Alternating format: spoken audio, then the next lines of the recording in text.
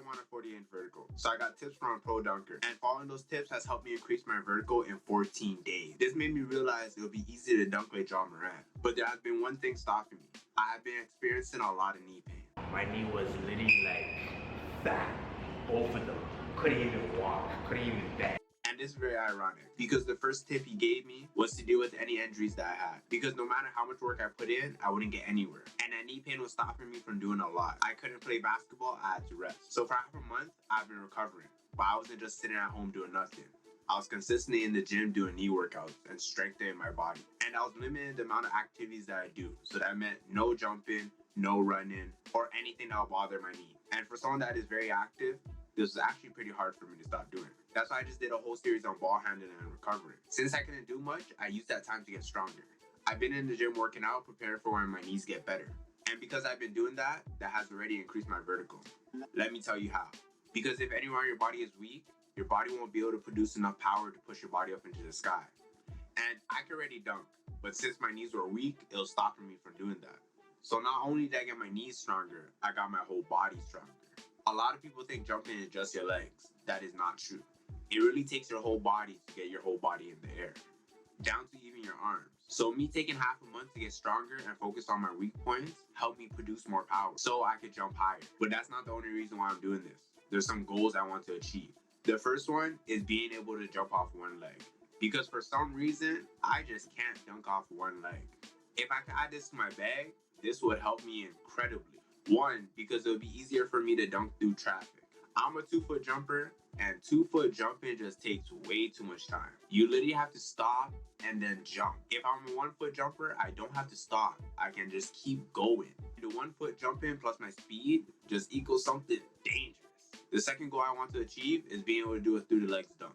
I'm a 2-foot jumper, and I'm pretty good at jumping off 2 feet. I can ready windmill, back scratcher, 2-hand. I have a bit of dunks in my bag, but I just want to add more, and it would be really cool if I could do that. So now let's head to the gym and go hit this workout. Now that my body is stronger, it's time to express the power. That's why today we're gonna do plyometrics. But first, I'm warming up with skipping. I explain many ways how skipping can help you in a bunch of my videos because I'm always doing it. And I always do different variations of skipping. I do one leg and both legs, both hopping over a line horizontally and laterally. And I also do alternating. I'm doing this as a warm-up because it activates all the muscles that we need. Today we're gonna be targeting all our leg muscles. After the warm-up, I get into our first workout. Before we do plyometrics, I have a load up phase. And there's a reason why I do this, because it enhances our jump height and power output. Our body has a natural ability to store energy in the muscles and tendons. Loading up helps activate the cycle, leading to a more powerful jump or movement. It also lowers the chances of injury. The first workout I do is split lunge combo. That is when you do a front lunge and a reverse lunge at the same time. I personally love this workout because it targets a lot. The front lunges targets your quads, and the reverse lunges targets your glutes and hamstring. They also include other benefits like stability, coordination, it engages your core, and I also do it for better joint health. Overall, this just helps with athletic performance. The next workout I do is Bulgarian split squat. This is a good workout for single leg strength building. Like how I said earlier, I want to be able to dunk off one leg. And what I realized, my single leg is very weak, so I need to build it up. And I also need to get used to just using one leg. Again, this is a workout that targets a lot.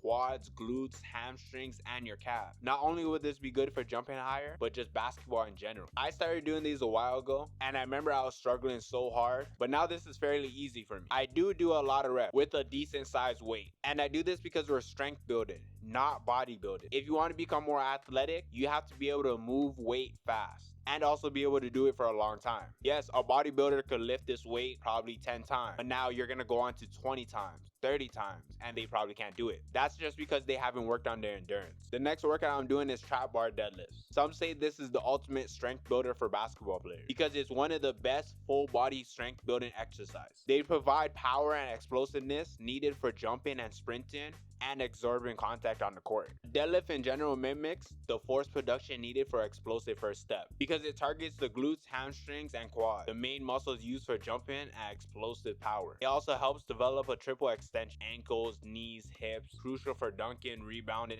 and sprinting. For this workout, I go pretty heavy just because I know what I can handle. And there's a reason why I'm not telling you guys the weight that I'm doing, because I don't want you guys to copy the weight I'm doing. I don't want you guys to ego lift.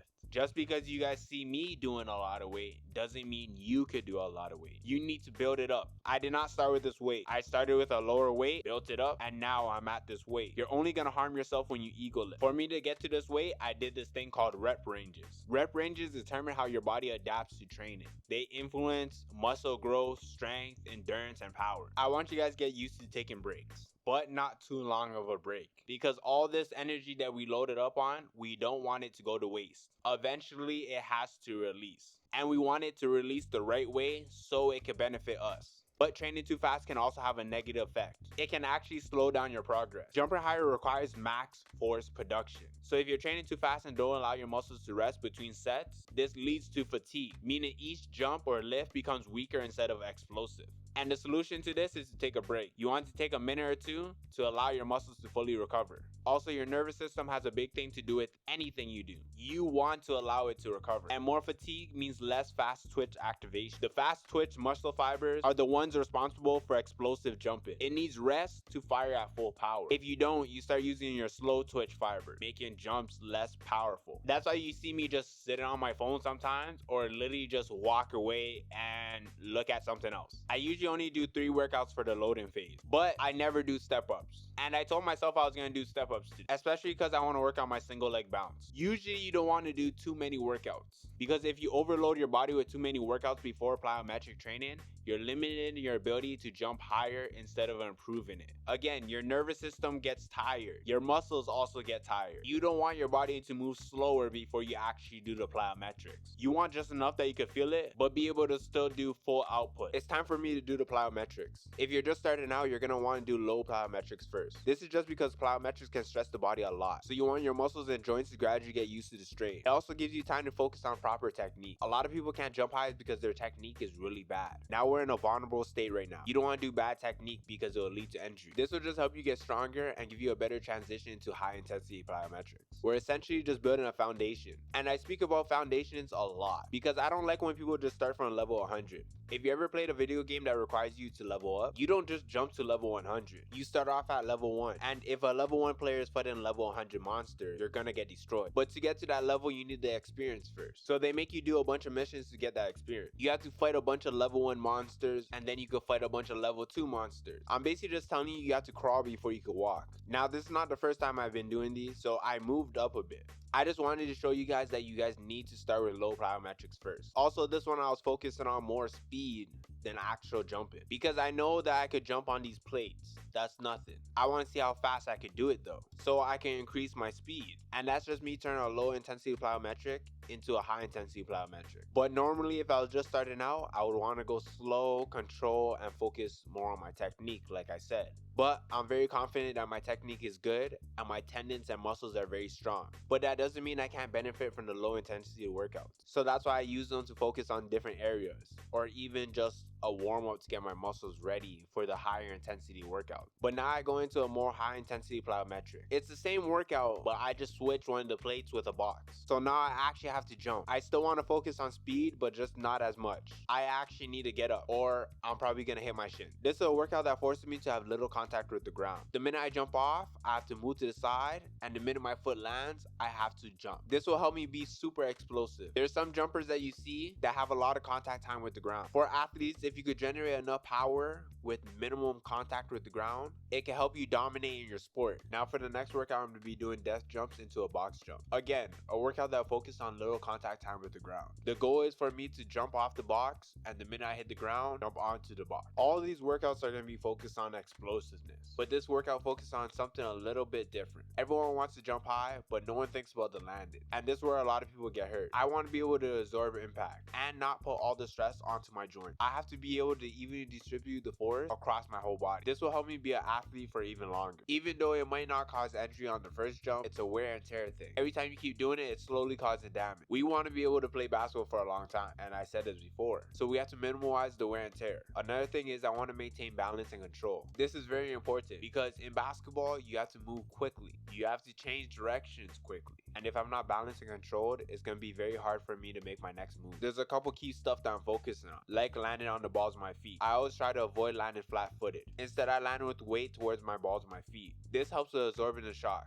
Also, bending my knees. I don't want stiff knees. I want to keep them in a safe range of motion, allowing them to do the movement that they're made to do. This will prevent a whole bunch of injuries. The next workout I do is step-up jump. This really focuses on my single leg. It forces me to jump with one leg because one leg is elevated, making my back leg pretty much useless. I like to think of this workout as tricking my body. Because we're jumping off something elevated, it makes it seem like I'm jumping higher than I actually jump. The box forces my muscles to produce more power, and when I return to the ground, my muscles are primed to fire harder. It creates a situation where your muscles experience an increase in load without actually adding weight. This tricks your nervous system into recruiting more muscle fibers. So when we go back to regular jumps, our nervous system is going to do the same thing. Also, since we're starting from a higher position, your body doesn't have to go through the full range of motion like a standard jump. This helps with energy loss and lets you focus purely on explosive movement. When you transition back into the ground, your body still expects the same force output, leading to a more powerful jump.